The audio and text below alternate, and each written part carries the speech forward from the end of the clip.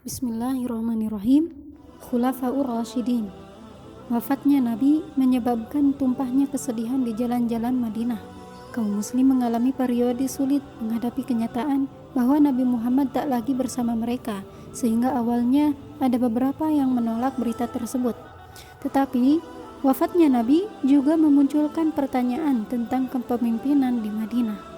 Selama lebih dari 20 tahun, Nabi Muhammad memimpin umat muslim secara politis dan spiritual. Hubungan langsung dengan Allah memberikan arti bahwa masyarakat dipandu oleh kekuatan yang sesuai dengan rencana ilahi. Sekarang, hubungan itu tak ada lagi. Apa yang akan terjadi kepada masyarakat yang dibangun Nabi Muhammad? Lebih khusus, siapa yang akan memimpin umat Islam sepeninggal Nabi? Bahkan sebelum jenazah Nabi dikuburkan, sekelompok tokoh utama dari kaum Muhajirin dan Ansor berkumpul untuk menjawab pertanyaan soal kepemimpinan. Perbedaan pendapat dalam kelompok tersebut tentang siapa yang harus mendapat otoritas atas negara muslim muda ini dapat mengancam perpecahan umat.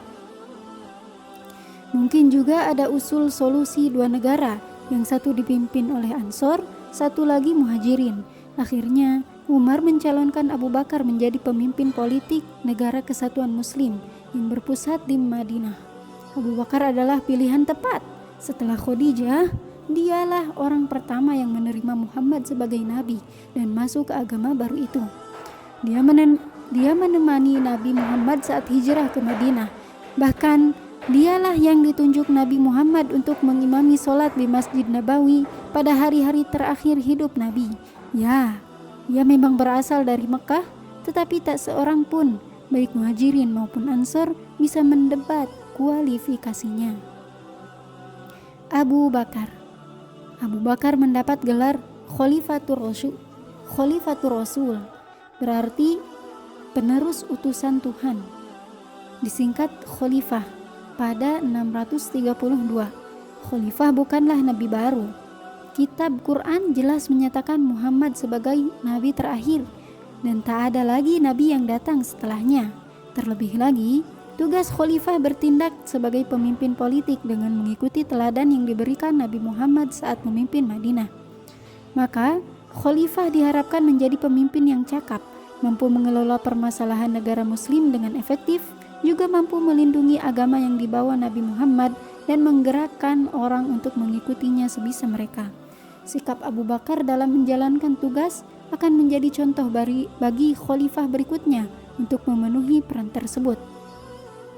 Demi menegakkan keberlanjutan tujuan politik Nabi Muhammad, Abu Bakar mengirim kekuatan ke Suriah Selatan untuk bertempur melawan Bizantium sebagai balas dendam atas konfrontasi sebelumnya. Ekspedisi ini menunjukkan tujuan politik umat Islam tak akan berhenti sepeninggal Nabi.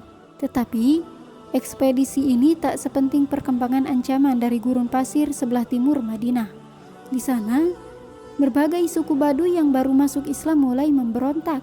Logika mereka sederhana. Mereka bersumpah setia pada Islam dalam kekuasaan Nabi Muhammad. Dan sejak beliau wafat, sumpah itu tak lagi berarti. Mungkin alasan lain memisahkan diri dari pemerintahan Abu Bakar adalah kebencian tradisional Arab terhadap pemerintahan yang terorganisasi.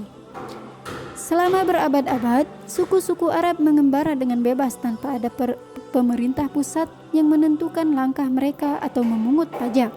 Walau menyesal, mungkin mereka tetap dapat menerima perjanjian semacam itu dengan Nabi Muhammad. Tetapi pasti mereka tak akan patuh begitu saja di bawah Abu Bakar. Jangan membunuh anak-anak, juga perempuan, juga orang tua. Jangan merusak pohon. Jangan pula membakarnya dengan api, terutama yang sedang berbuah. Jangan menyembelih ternak musuh, kecuali untuk dimakan. Jika engkau melewati segolongan manusia yang mengabdikan diri dalam biara, jangan diganggu. Aturan perang Abu Bakar yang diperintahkan kepada pasukannya. Diiringi kebencian terhadap pemerintahan terorganisasi, muncul sejumlah orang yang mengklaim diri sebagai nabi. Yang paling menonjol di antaranya Musailamah dikenal sebagai Musailamah si pembohong dalam sumber-sumber sejarah kemudian. Penolakan suku-suku ini untuk membayar zakat, pilar penting dalam Islam, ditambah penerimaan terhadap Nabi baru membuat Abu Bakar menyatakan mereka telah meninggalkan Islam dan merupakan ancaman bagi agama Islam itu sendiri. Jika kelompok tersebut dapat menentukan aspek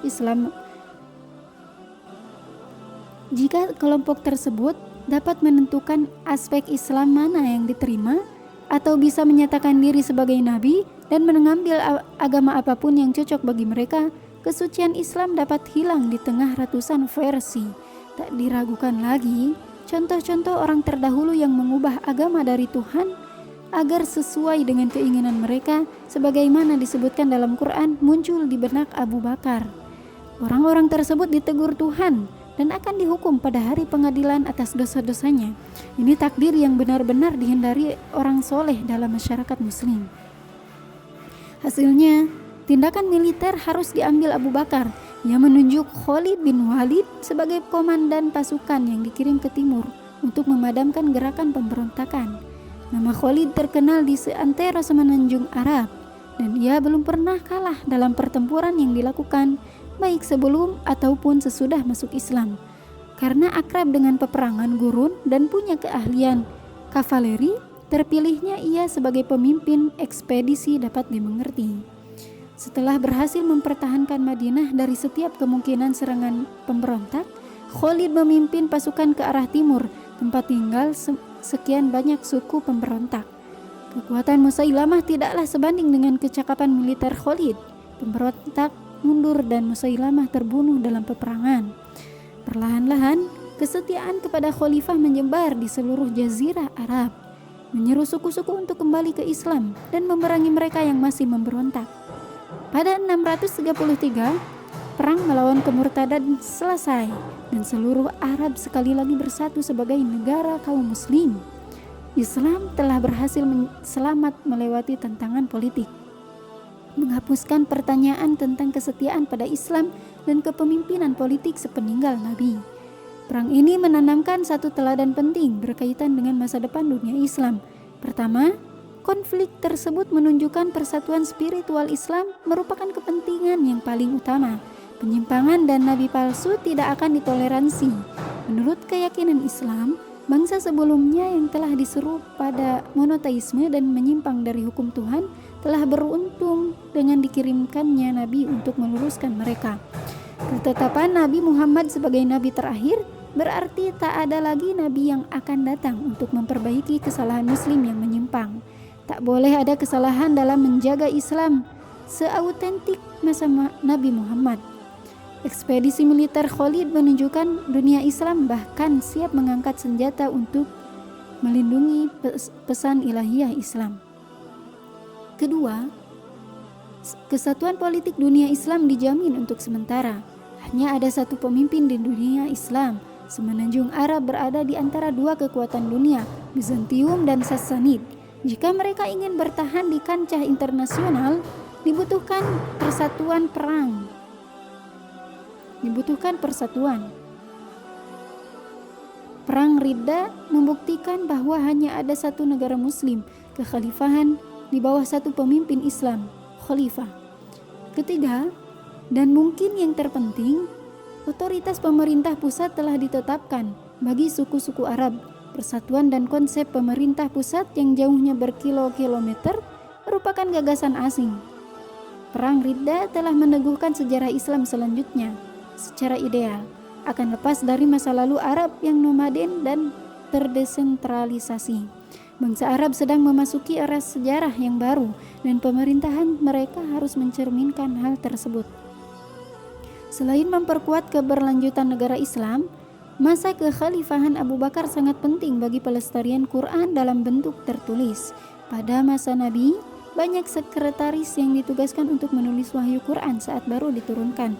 Naskah-naskah tersebut tak dikumpulkan dalam satu buku, tetapi berbentuk potongan yang tersebar di mana-mana. Lagi pula, Madinah terdiri atas masyarakat dengan tradisi lisan dan hanya sedikit orang yang bisa baca tulis. Bentuk tertulis Quran tidak sepenting hafalan kata demi kata. Umar menyarankan agar seluruh naskah tersebut dikumpulkan. Akurasinya diperiksa lagi dengan ingatan para sahabat yang dapat dipercaya, disimpan di lokasi terpusat untuk berjaga-jaga atas skenario yang tak diinginkan jika semua penghafal Quran meninggal. Meskipun ada keraguan awal melakukan sesuatu yang tak dikerjakan Nabi, Abu Bakar menjalankan rencana itu dan koleksi naskah Quran dikumpulkan di Madinah. Kekhalifahan Abu Bakar hanya berlangsung 2 tahun, dari 632 sampai wafatnya pada 634 Masehi. Dalam 2 tahun itu, ia mampu menstabilkan negara Islam sepeninggal Nabi dan melengkapinya dengan memanfaatkan melemahnya kekuatan imperial di utara. 2 tahun masa kepemimpinannya telah membuahkan teladan tentang peran khalifah dalam umat Islam dan keberlanjutan keyakinan Muslim setelah Nabi wafat. Teladan terakhir yang ditanamkan Abu Bakar adalah pemilihan penerusnya. Alih-alih memilih saudaranya untuk menjadi pemimpin sepeninggal dia, seperti menjadi tradisi Arab sebelum Islam, Abu Bakar memilih seseorang yang ia yakini paling memenuhi syarat dan mampu memegang tugas sebagai khalifah. Pada akhir hidupnya, ia menunjuk Umar bin Khattab sebagai penerus. Umar. Seperti Abu Bakar, Umar termasuk orang yang masuk Islam sejak awal. Ia menyatakan keimanannya di hadapan Nabi di Mekah sebelum hijrah dan selalu bersama Nabi di seluruh peperangan dan peristiwa besar di Madinah. Tak ada keraguan akan kemampuannya memimpin negara Islam, dan berdasarkan tradisi Islam, tampaknya tak ada penolakan atas pengangkatan dirinya sebagai khalifah. Stabilitas pemerintahan dan suksesi seperti ini akan hilang nantinya dalam sejarah Islam. Tak seperti Abu Bakar, Umar tidak harus mengatasi masalah stabilitas politik atau keberlanjutan agama. Seluruh jazirah Arab telah bersatu di bawah perintahnya. Gerakan militer masif ke seluruh jazirah saat perang Riddah telah memberikan keyakinan dan kemampuan di kalangan Muslim untuk mulai berpikir serius melebarkan wilayah ke utara. Selanjutnya, cara hidup tradisional yang dibelenggu jazirah Arab tak lagi layak. Selama berabad-abad, orang Arab mempertahankan hidup dengan terus-menerus menyerang suku saingan dan merebut harta rampasan perang. Sekarang, mayoritas orang Arab adalah Muslim. Tindakan menyerang suku tetangga bertentangan dengan hukum Islam. Nabi telah menyatakan di berbagai kesempatan bahwa penduduk Muslim menjadi satu umat atau bangsa. Tak terbayangkan jika bangsa itu akan melewati sejarah dalam konflik internal terus-menerus. Untuk menghilangkan potensi konflik internal, juga menjamin keamanan bagi beberapa suku Arab yang masuk Islam di perbatasan Bizantium dan Sassanid. Pasukan Islam mengarah ke utara, tempat akan terjadinya penaklukan terbesar. Serangan ke Mesopotamia akan dikuasai Sassanid telah dimulai pada tahun terakhir kehidupan Abu Bakar dan dilanjutkan begitu Umar berkuasa. Awalnya, Umar dan tokoh Muslim lain mungkin tak meramalkan serangan ini akan berubah menjadi penaklukan permanen, tetapi perang habis-habisan antara Bizantium dan Sassanid yang berlangsung sejak 603 hingga 628 Masehi membuat mereka lemah dan tak mampu membendung gelombang penyerbuan Muslim Arab yang telah tiba di perbatasan. Tanah subur Mesopotamia dan Suriah sudah siap ditaklukkan. Yang dibutuhkan hanyalah serangan terorganisasi dari pihak Muslim. Tetapi ini akan menjadi perang model baru, tak seperti peperangan merusak yang dilakukan kedua kekaisaran tersebut. Perang Islam dikombinasikan dengan seruan untuk keadilan dan keharmonisan sosial yang sesuai dengan pesan Nabi. Saat mengirimkan pasukan pertama, Abu Bakar memerintahkan untuk memastikan keselamatan perempuan, anak-anak, dan bahkan orang tua, membiarkan para biarawan di biaranya, dan melarang menghancurkan tanaman. Aturan ini tak berbeda dari yang dipegang oleh orang Arab dalam penaklukan sebelum Islam. Tetapi gerakan Nabi Muhammad bersifat revolusioner sejak awal. Gagasan, tradisi, dan cara hidup lama harus dirobohkan demi tatanan baru yang diperluas hingga dalam peperangan. Secara bersamaan, pasukan dikirim ke Suriah dan Mesopotamia pada 633. Khalid bin Walid yang baru saja memenangi perang Riddah memimpin detasmen menuju Persia. Sementara itu, Yazid, anak Abu Sufyan, memimpin pasukan yang dikirim ke Suriah. Di sana, dengan cepat ia mampu mengalahkan kekuatan Bizantium di dekat Gaza. Bagi orang-orang Bizantium, kekalahan mengejutkan tersebut menandakan bahwa ini mungkin bukan perampasan biasa, melainkan invasi total.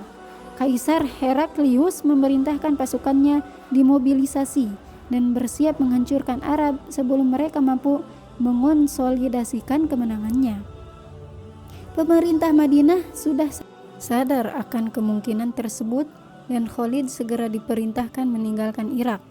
Walaupun sudah mendapatkan beberapa kemenangan, lalu pergi melintasi gurun Suriah yang tak berair untuk memperkuat pasukan di sana. Kekuatan gabungan Muslim bertemu dengan pasukan Bizantium dalam perang Ajenadain yang berlangsung sekitar 30 km di barat Yerusalem. Pasukan Muslim berhasil memukul mundur pasukan kerajaan yang dipimpin saudara kaisar sendiri. Pasukan Bizantium yang tersisa merangsek ke kota Yerusalem, Kaisaria dan Gaza yang sudah dibentengi dengan baik. Maka pasukan Muslim yang menang bebas menjelajahi daerah pedalaman Palestina. Pasukan Muslim di bawah komando Khalid bergerak ke utara dan mengepung kota tua Damaskus yang akhirnya jatuh pada September 635. Perjanjian yang dibuat setelahnya bertujuan untuk menenangkan ketakutan penduduk setempat. Dalam perjanjian tersebut, Umar menjanjikan bahwa hidup, harta, dan agama mereka akan dilindungi dari gangguan selama upeti kepada pemerintah Islam dibayar. Aturan bernada mengancam ini ditujukan kepada pemerintah dan pasukan Bizantium, bukan warga sipil. Dengan jaminan tersebut, peluang pemberontakan penduduk Suriah akan lebih rendah. Hal ini penting mengingat pasukan Baduy yang relatif kecil sudah mulai menduduki provinsi yang besar dan beragam di Suriah. Kehilangan Damaskus menyebabkan Kaisar Bizantium mengumpulkan kekuatan yang lebih besar dengan harapan bisa memukul balik pasukan Arab untuk kembali ke gurun. Khalid tahu bahwa kekuatan pasukannya tak sebanding dengan tentara kekaisaran dan memutuskan mundur ke selatan untuk mengulur waktu pecahnya peperangan yang memang tak terhindarkan. Akhirnya, pasukan Heraklius menyusul pasukan Muslim ke Yarmuk di sepanjang perbatasan Yordania Suriah sekarang. Pada musim panas 636 Masehi, pasukan Bizantium jauh lebih banyak jumlahnya, lebih lengkap secara persenjataan dan lebih terlatih. Tetapi semangatnya rendah karena banyak persaingan dan pertengkaran yang menyebabkan friksi dalam barisan pasukan. Dengan memanfaatkan konflik tersebut, karena sudah terbiasa bertempur di daerah yang sulit, pasukan Muslim mengalahkan pasukan Bizantium secara meyakinkan. Pasukan Bizantium digiring keluar dari medan peperangan dan tak lagi menjadi kekuatan tempur yang mampu mengambil tindakan militer apapun. Kaisar Heraklius dipaksa mengakui kekalahan di Suriah saat tak lagi punya pasukan atau uang untuk menahan invasi pasukan Muslim. Kota-kota di seluruh Suriah pun satu demi satu beralih tangan. Semuanya mendapatkan syarat perjanjian seperti halnya Damaskus dari Khalid bin Walid. Pada 638 Masehi, penaklukan Suriah selesai. Dari sana, pertempuran melawan Bizantium berlanjut di Mesir, yang relatif cepat ditaklukkan pada 642 Masehi. Dua wilayah Bizantium paling berharga dan makmur setelah jatuh ke tangan orang-orang yang hampir dianggap tidak penting untuk dikenal sebelumnya. Pada 70 Masehi, Kekaisaran Roma mengusir Yahudi dari Yerusalem sampai penaklukan Muslim pada 637 Masehi. Mereka tak diizinkan kembali ke kota suci. Dalam beberapa tahun, Suriah berubah dari negeri yang dikontrol dengan kuat oleh Kekaisaran Bizantium menjadi provinsi Kekaisaran Muslim yang baru tumbuh. Bagi Muslim yang telah berjaya, penaklukan ini tak terlalu mengejutkan. Lagi pula, mereka yakin bahwa Tuhan bersama mereka, selama mereka mengikuti agama yang diturunkannya melalui Nabi Muhammad. Peristiwa Perang Badar dan penaklukan Mekah pada masa Nabi telah membuktikan kepada mereka bahwa di tengah rintangan yang luar biasa, kemenangan bisa dicapai dengan pertolongan Allah. Bagi kerajaan Bizantium, kehilangan Suriah ibarat menjadi kartu domino pertama yang jatuh pada akhir kemunduran penerus kekaisaran Romawi. Pasukan kekaisaran takkan pernah mampu lagi berbaris masuk ke tanah suci Kristen. Tak juga bisa memperoleh keuntungan ekonomi dari wilayah subur ini. Tetapi, bagi penduduk lokal di Suriah, kekalahan Bizantium tak berpengaruh banyak pada kehidupan sehari-hari. Gereja tetap buka, petani tetap mengolah tanahnya, dan kafilah pedagang tetap melintas seperti sebelumnya. Untuk membantu merapikan administrasi sipil di wilayah ini, secara pribadi, Umar mengadakan perjalanan dari Madinah ke Suriah. Salah satu langkah pertamanya di sana ialah membebas tugaskan Khalid bin Walid dari posisinya. Ini tentu saja mengejutkan semua orang, termasuk Khalid sendiri. Di antara berbagai kemungkinan alasan pencopotan Khalid, para sejarawan muslim masa lalu cenderung menyebutkan Umar berniat mengingatkan pasukan Islam bahwa Allah lah, bukan Khalid, yang menjadi penyebab kemenangan mereka. Jika pasukan muslim dapat mempertahankan rangkaian kemenangan di peperangan tanpa dipimpin oleh salah satu jenderal terbesar sepanjang masa ini, hal tersebut bisa menjadi bukti bagi yang imannya lemah tentang petunjuk dan pertolongan ilahiyah dalam misi mereka. Untuk menduduki jabatan gubernur di provinsi baru ini, Umar menunjuk Muawiyah, putra bangsawan Mekah, Abu Sufyan. Ia berasal dari keluarga Umayyah yang kaya dan kuat, yang memiliki peran utama dalam pemerintahan Quraisy sebelum Islam. Garis keturunan penguasa ini akan membuat Muawiyah mengubah Suriah dari provinsi baru menjadi jantung ekonomi dan politik dunia Islam selama 20 tahun berikutnya. Ketika berada di Suriah, secara pribadi Umar menghadiri penyerahan Yerusalem pada 637 Masehi. Ia diantar berkeliling kota oleh Uskup Agung Sopronius, seorang Arab Kristen yang menjadi salah satu tokoh terkemuka gereja Yunani di Yerusalem. Syarat-syarat perjanjian yang ditandatangani para pemimpin Yerusalem serupa dengan perjanjian yang ditetapkan di seluruh Suriah. Akan tetapi, yang unik dalam penaklukan Islam di sini, gubernur baru Suriah mengizinkan orang Yahudi datang ke kota untuk beribadah kali pertama setelah lebih dari 500 tahun. Kitab suci Islam memandang agama Kristen dan Yahudi dengan penghormatan khusus dengan menyebut pemeluknya ahli kitab. Menurut hukum Islam, tidak masuk akal jika hanya membebaskan orang Kristen mengunjungi tempat suci mereka di Yerusalem, sementara hukum Bizantium melarang Yahudi melakukan hal serupa. Contoh kebebasan dan pluralisme agama ini didasarkan pada Piagam Madinah zaman Nabi, yang Umar tentu saja memahaminya. Tetapi, sambil mengakui hak orang Kristen dan Yahudi di Yerusalem, Umar dengan tegas mengirimkan pesan bahwa kota ini juga milik orang Islam. Menurut keyakinan Islam, inilah kota tempat tujuan Nabi dalam perjalanan malam yang penuh keajaiban, Isra Mi'raj dari Mekah. Di sana, Nabi sholat di rumah peribadatan yang dibangun Nabi Sulaiman, kemudian naik ke surga. Peran Yerusalem dalam tradisi Islam tak bisa dianggap kecil. Dengan dasar pikiran tersebut, Umar mengatur pembersihan kuil Sulaiman yang terbengkalai pada zaman Romawi dan Bizantium. Di atasnya, Umar mendirikan Masjidil Aqsa pertama, tempat suci ketiga dalam Islam. Setelah jatuhnya Suriah, perhatian khalifah beralih kembali ke Kaisaran Sassanid yang telah hampir diabaikan sama sekali sejak Khalid diperintahkan memindahkan pasukan ke Suriah. Umar menunjuk veteran perang lain yang ikut berjuang bersama Nabi, Sa'ad bin Abi Waqqas, untuk memimpin pasukan muslim ke Mesopotamia.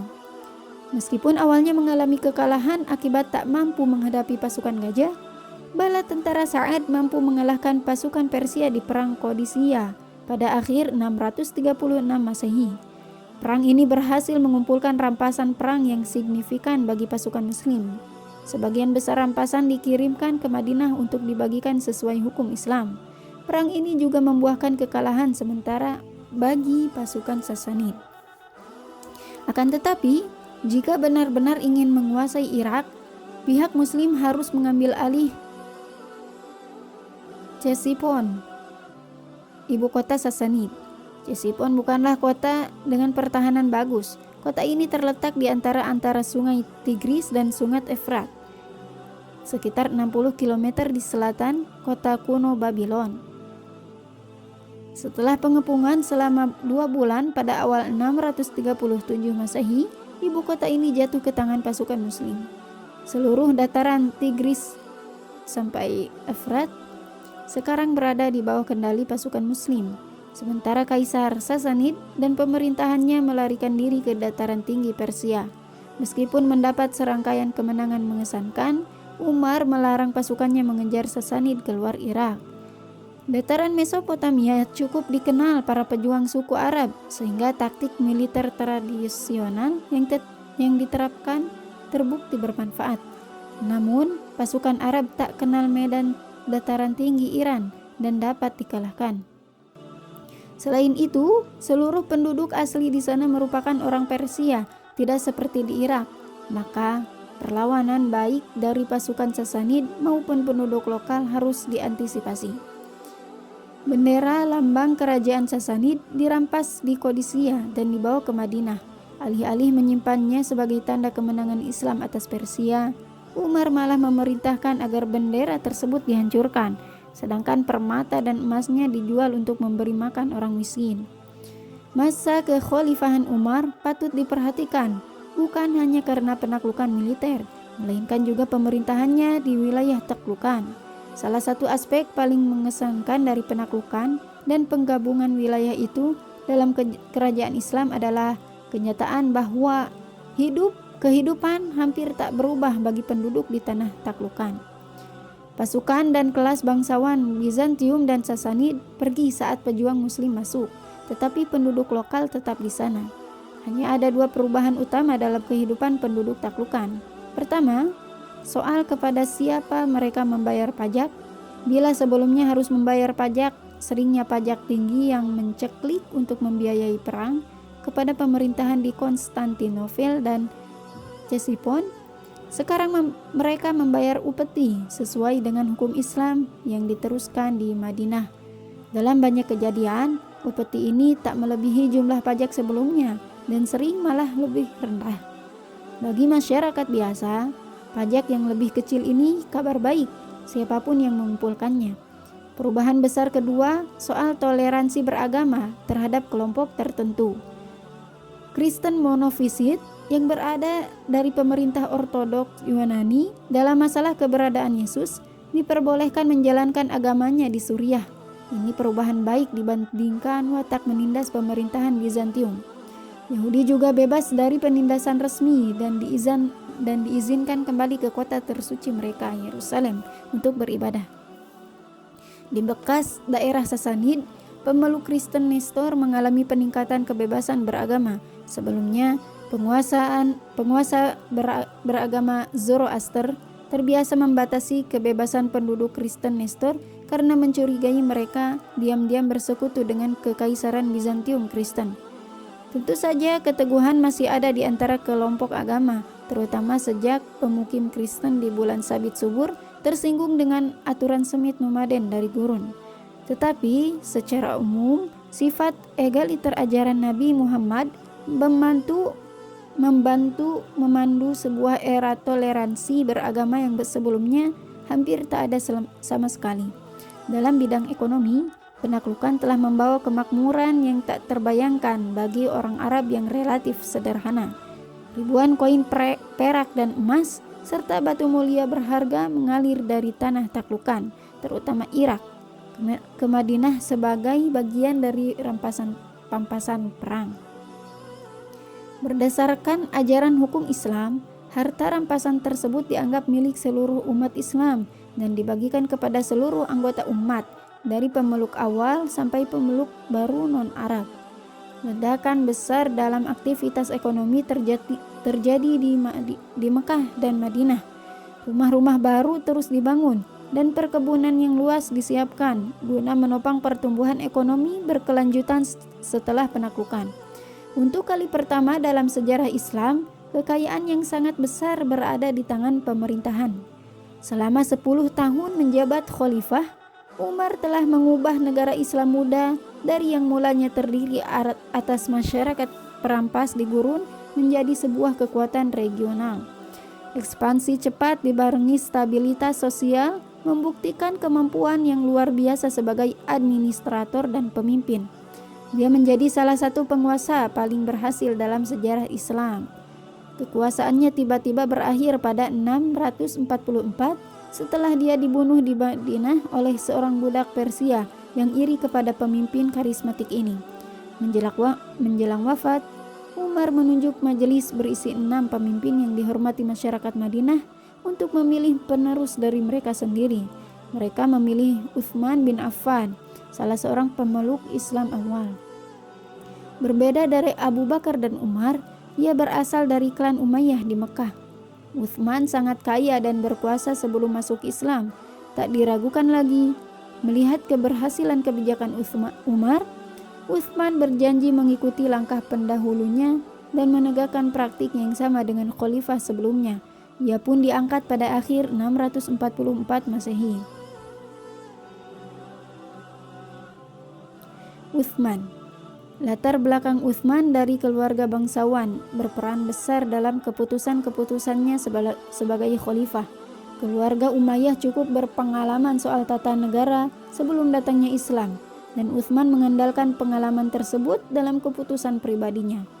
Muawiyah, sepupunya, sudah menjadi gubernur Suriah dan bekerja sangat baik dalam menjadikan wilayah perbatasan menjadi tulang punggung negara Islam. Utsman melanjutkannya dengan menunjuk saudara sepersuasuannya, Abdullah bin Sa'ad, sebagai gubernur Mesir. Ia berharap keturunan Umayyah akan bekerja dengan baik di Mesir, seperti halnya di Suriah. Sepupunya yang lain ia tunjuk di Irak, tempat mereka memimpin serangan ke tanah Persia dan lambat laun menguasai seluruh kekaisaran Sasanid. Untuk kali pertama, muncul dugaan nepotisme dalam sejarah Islam, walaupun sepertinya tak cukup serius dalam menghambat usaha dan kemampuan memperluas negara Islam. Dalam masa kekhalifahan Utsman, seorang duta muslim dikirim ke Tiongkok untuk membangun hubungan diplomatik antara khalifah dan dinasti Tang. Melanjutkan langkah dan penekanan Umar pada militer, Utsman memerintahkan pembangunan armada angkatan laut pertama dalam sejarah Islam. Tujuannya menggagalkan setiap serangan balik Bizantium. Gubernur Suriah dan Mesir sangat bergantung pada keterampilan orang Kristen lokal dalam membangun kapal laut. Orang Kristen yang sebelumnya berada di bawah kedaulatan kerajaan Bizantium menunjukkan semangat besar dalam pekerjaannya bagi pemerintahan baru Arab, terutama mengingat banyak di antara mereka beragama Kristen Koptik dan sekte Kristen lain yang tak diakui Bizantium. Kesediaan Muslim memperlakukan mereka dengan lebih baik daripada Bizantium berperan besar pada kesetiaan mereka terhadap khalifah. Hasilnya berupa masyarakat yang damai dan keamanan dari ancaman luar. Contohnya, saat serombongan armada Bizantium mencoba menguasai kembali Alexandria pada 646 Masehi, tetap digagalkan para pelaut Kristen yang bekerja kepada khalifah. Selain mempertahankan perbatasan, kekhalifahan Islam mampu memperluas pengaruhnya ke Laut Tengah dengan merebut Siprus dan Kreta, serta menyerang hingga ke Sisila. Keberhasilan militer juga terus berlanjut di dataran saat Muawiyah memimpin pasukan Suriah yang kuat untuk masuk ke Armenia melawan kekuasaan Bizantium. Daerah pegunungan Anatolia yang diisi sebagian besar penduduk Yunani menjadi batas alam antara masyarakat Bizantium dan Muslim, terbentuk di sekitar batas modern Turki dan Suriah. Lebih jauh ke timur, pasukan Muslim terus memaksa masuk ke jantung Persia di bawah pimpinan saudara Utsman yang lain, Abdullah bin Amir. Penaklukan sisa kerajaan Sasanid tak secepat penaklukan Irak. Di sana, masyarakatnya lebih homogen dan lebih terhubung dengan pemerintahan Sasanid. Akibatnya, perang tersebut memakan korban yang lebih banyak dari pasukan Muslim. Akan tetapi, kesempurnaan kemenangan Muslim di Qadisiyah dalam masa kekhalifahan Umar pada dasarnya telah mengakhiri nasib kerajaan Sasanid. Hanya masalahnya waktu untuk menundukkan seluruh kerajaan. Kaisar Sasanid Yazdegerd tak pernah berhasil mengganti pasukannya yang habis pada 642 Masehi, dan selama lebih dari 10 tahun berikutnya Sasanid terus berusaha bertahan. Pada 650 Masehi, dataran tinggi Iran dikuasai dan pada 651 Khurasan pun diambil. Pada tahun yang sama, Raja Sasanid terakhir ditemukan dalam pelarian dan dihukum mati. Selama 1 dekade, pasukan Muslim telah maju dari Irak ke Sungai Oxus dan mencapai pinggiran Asia Tengah. Bagi Uthman, memimpin ekspansi militer yang cepat seperti Umar tak serta-merta menghasilkan popularitas yang sama dengan khalifah kedua itu. Kekacauan memburuk saat ketidakpuasan atas kebijakan pemerintahannya mulai muncul, terutama akibat penunjukan saudara-saudara Umayyahnya. Bersamaan dengan itu, lambatnya penaklukan dibandingkan ekspansi cepat Umar menyebabkan sedikitnya barang rampasan yang dikirim ke Madinah, sehingga ekonomi mandek. Popularitas Uthman tentu saja tak setinggi dua pendahulunya, tetapi terlalu berlebihan bila diasumsikan sedang terjadi revolusi masif untuk menurunkannya dari tampuk kekuasaan. Malahan, sekelompok kecil pasukanlah yang akan menimbulkan perubahan penuh kekerasan dan kekacauan pada pemerintahan Madinah. Pada 656, kelompok tentara datang dari Mesir ke Madinah untuk memprotes langsung khalifah berkaitan dengan kebijakannya dan pembagian pempasan antara pasukan dan pemerintahan sivil di Mesir. Ia mendengarkan perselisihan itu dari dua sisi dan berjanji mengambil langkah-langkah penyelesaian masalah secara adil. Dalam perjalanan pulang ke Mesir, para tentara itu mencegat surat yang diduga ditulis khalifah untuk gubernur Mesir yang memerintahkan hukuman mati bagi mereka. Maka mereka kembali ke Madinah dan mengepung Uthman di rumahnya sendiri. Meskipun menghadapi bahaya kematian, Uthman menolak memerintahkan penduduk Madinah mempersenjatai diri dan melawan pemberontak. Ia bahkan mencegah sepupunya, Muawiyah, mengirim pasukan dari Suriah untuk melindunginya agar tak terjadi pertumpahan darah di kota Nabi. Banyak sahabat Nabi yang menentang pemberontakan ini, tetapi mereka tak berdaya menghentikannya.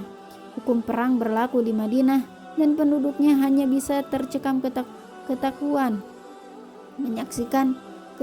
menyaksikan para pemberontak memaksa masuk ke rumah Uthman dan membunuhnya saat ia sedang duduk membaca Quran. Khalifah wafat, demikian pula persatuan dunia Islam. Ali. Sebagai penentu kepemimpinan di Madinah, para pemberontak menunjuk sendiri khalifah barunya. Pilihan terbaik adalah Ali, karena dia adalah sahabat Nabi yang paling dihormati dan masih hidup. Ali terkait dengan Nabi dalam dua cara, sebagai sepupu dan menantu. Ali yang teguh mempertahankan kehormatan dan keadilan, sebagaimana para sahabat terdekat Nabi, awalnya menolak ditunjuk oleh orang-orang yang memberontak terhadap khalifah. Ia akhirnya diyakinkan oleh tokoh-tokoh utama lain di Madinah bahwa dirinya yang paling memenuhi syarat dan paling mampu untuk mengembalikan kedamaian di dunia Islam. Akan tetapi, ternyata tak ada tokoh yang akan sanggup menangani krisis yang dihadapi dunia Islam. Masalah yang paling menekan Ali tentu soal penyelesaian pembunuhan Uthman. Sentimen umum merebak untuk menghukum para pemberontak. Muawiyah bahkan menekankan bahwa ia takkan bersumpah setia kepada khalifah baru sampai diambil langkah-langkah untuk menghukum orang yang telah membunuh sepupunya. Akan tetapi, Ali yang sama pragmatis dengan pendahulunya tahu bahwa keputusan untuk menghukum mereka kemungkinan besar akan berakibat pada pembunuhan dirinya karena pemberontak masih menguasai Madinah. Hal ini selanjutnya akan menjerat dunia Islam ke dalam lingkaran pertumpahan darah yang sangat ia hindari. Ali malah memindahkan ibu kota ke Kufah, dataran subur di Irak. Di sana, dukungan terhadap khalifah sangat tinggi. Banyak orang di Madinah patah harapan akan penolakan Ali untuk mengadili pemberontak. Tak lama kemudian, sekelompok kekuatan berkumpul dengan tujuan meyakinkan Ali agar menghukum pemberontak. Dengan dipimpin dua sahabat Nabi, Tolha dan Zubair, serta dibantu janda Nabi Aisyah, pasukan tersebut berangkat ke Irak untuk menghadap Ali. Sulit menilai maksud Ali dan lawan politiknya dalam mempersiapkan diri menghadapi konflik yang akan datang. Di kedua belah pihak terdapat orang-orang yang dekat dengan Nabi dan harus hati-hati terhadap kepelikan pertempuran antar muslim. Tetapi kedua belah pihak sangat yakin dengan ijtihad pemikiran bebas masing-masing, terutama mengenai tindakan yang benar dalam menangani pemberontak. Bagi Ali, tidaklah memungkinkan secara politik untuk menghukum mereka. Dia meyakini solusi terbaiknya adalah melanjutkan hidup dan berusaha menyatukan umat kembali. Bagi penentangnya, penyatuan kembali mustahil dilaksanakan tanpa memperbaiki kesalahan dan mengirimkan pesan bahwa kekhalifahan tak bisa diganggu seperti yang terjadi dalam pengepungan Utsman. Kedua argumen tersebut mungkin mengandung kebenaran di dalamnya. Tetapi perpecahan politik akibat wafatnya Utsman terlalu besar untuk diselesaikan, bahkan oleh para sahabat Nabi sekalipun. Perselisihan pun tak terelakkan. Akhirnya, pada 656 Masehi, kedua pasukan bertemu di padang dekat Basra, Irak Selatan. Beberapa anggota oposisi, termasuk Tolha dan Zubair, menemui Ali sebelum pertempuran dengan harapan dapat menghindari pertumpahan darah. Sebuah perjanjian damai sementara disetujui pemimpin kedua pihak yang segan menyaksikan perang saudara terjadi hanya 20 tahun setelah Nabi dikebumikan. Akan tetapi, pihak ekstremis yang kurang taat dari kedua kubu masih memaksa pasukan untuk saling menyerbu, meskipun sudah ada negosiasi antar pemimpin mereka. Dalam kebingungan, akhirnya kedua pasukan berbenturan dan masing-masing yakin pihak lainlah yang memulai pertempuran. Hasil perang yang nantinya dikenal dengan nama Perang Unta ini tak dapat dipastikan. Kedua belah pihak mengalami kehilangan besar. Tolha dan Zubair tewas dalam kekacauan. Ali dan Aisyah lolos tanpa cedera dari pertempuran. Tetapi mereka patah harapan menyaksikan perang saudara pertama dalam sejarah Islam ini. Aisyah kembali ke rumah di Madinah ditemani oleh pengawalan militer yang disiapkan Ali demi keselamatannya. Aisyah memutuskan untuk menarik diri dari urusan politik hingga wafat pada 678 Masehi. Meskipun telah terjadi pertumpahan darah, posisi Ali sebagai khalifah masih belum aman. Muawiyah bersikap netral dalam konflik antara Ali dan penentangnya, tetapi tetap tak bersumpah setia sampai Ali menghukum pembunuh sepupunya. Ali tak bisa memerintah dengan efektif saat salah satu gubernur terkuat di dunia Islam tak mau tunduk kepada otoritasnya. Kan tetapi, Ali masih mempertahankan pendapatnya bahwa menghukum pemberontak bukanlah prioritas dan tak bisa dijalankan dalam keadaan apapun. Kali ini, untuk menghindari pertumpahan darah lebih jauh,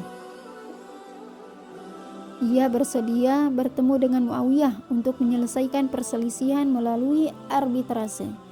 Kedua belah pihak bertemu di suatu tempat antara Irak dan Suriah, daerah asal masing-masing pendukung pada 658 Masehi. Apa yang tepatnya terjadi dalam negosiasi dan bagaimana hasilnya sulit disimak dari kabut sejarah. Tetapi sepertinya sang penengah mendukung solusi yang menurunkan Ali dan Muawiyah dari kekuasaan, lalu melakukan pemilihan khalifah baru. Saat hasil arbitrase ini diumumkan kepada kedua belah pihak, sekelompok pendukung Ali menentang keputusan. Mereka menyatakan keputusan hanya milik Allah dan menolak menerima legitimasi penengah. Kelompok tersebut mengutuk Ali karena mengizinkan nasib politiknya ditentukan oleh manusia biasa yang bisa berbuat salah.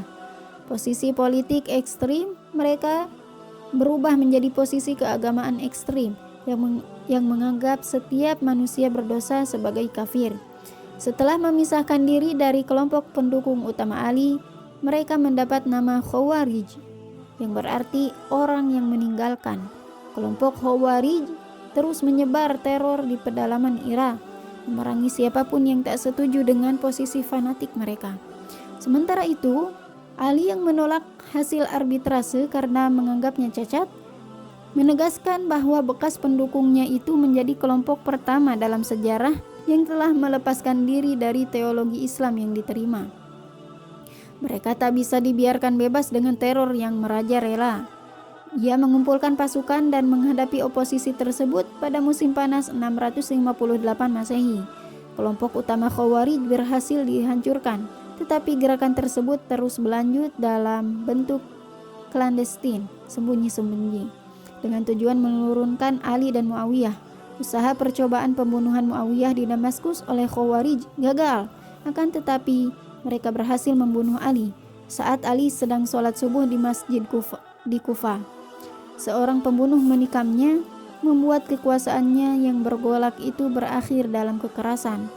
Tampuk kekhalifahan jatuh pada satu-satunya orang di dunia Islam yang mendapat dukungan luas dan mampu menjadi pemimpin yang efektif, Muawiyah.